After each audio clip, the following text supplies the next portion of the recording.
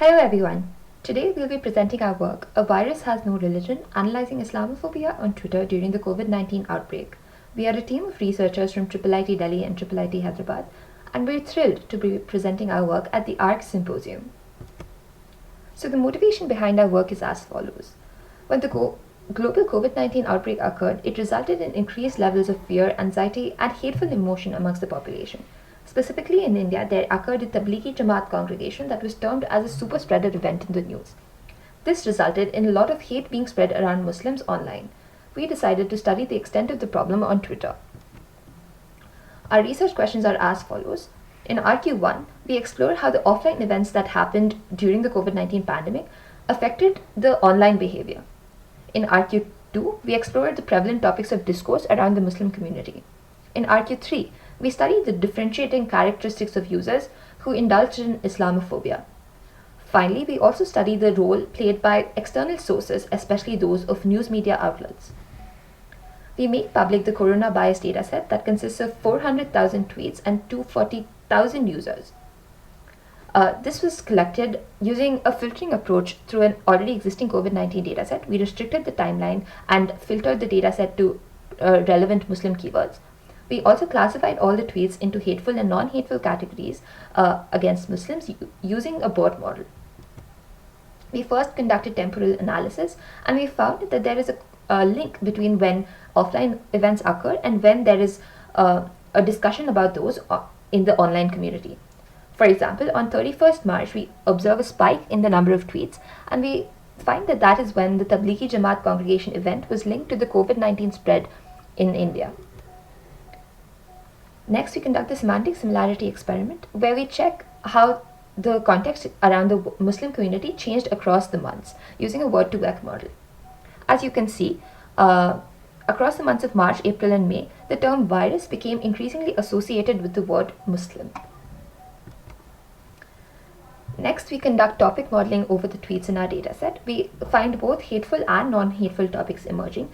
Amongst the hateful topics, the predominant discussions are around the Tablighi Jamaat event, and there is blaming of Muslims for spreading the COVID-19 disease.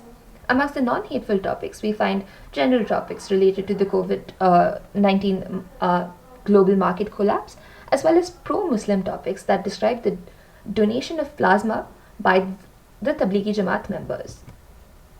In RQ3, we analyze the users who spread hate and who don't spread hate. On the screen, you see word clouds of users who ranging from least hateful to most hateful. The least hateful users had terms like love and Muslim in their Twitter bios, whereas the most hateful users actually show a sign of blatant Hinduism, and they mention their patriotism and nationalist sentiments in their Twitter descriptions.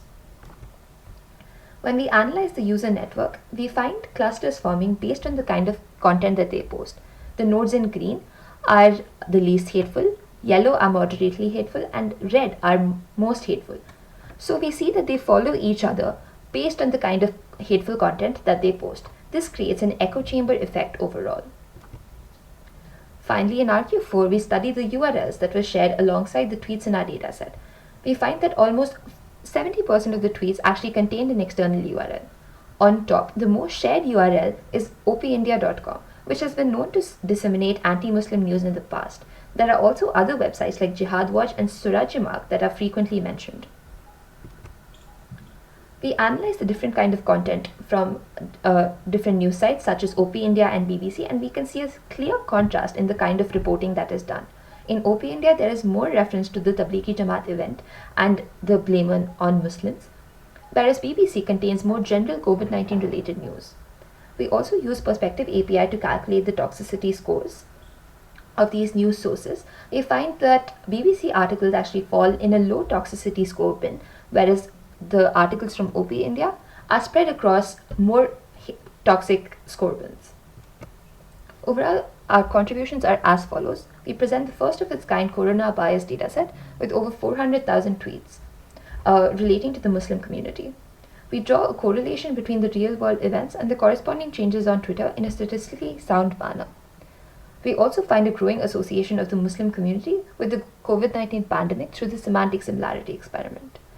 We extract the prevalent topics of discourse around the COVID-19 discussions that took place revolving the Muslim community. When we analyzed the user network, we revealed the differentiating characteristics of hateful and non-hateful users. Finally, we examined the nature and the toxicity of content that is spread through external URLs referenced in our dataset. Thank you for listening to our presentation. We would be delighted to take questions now.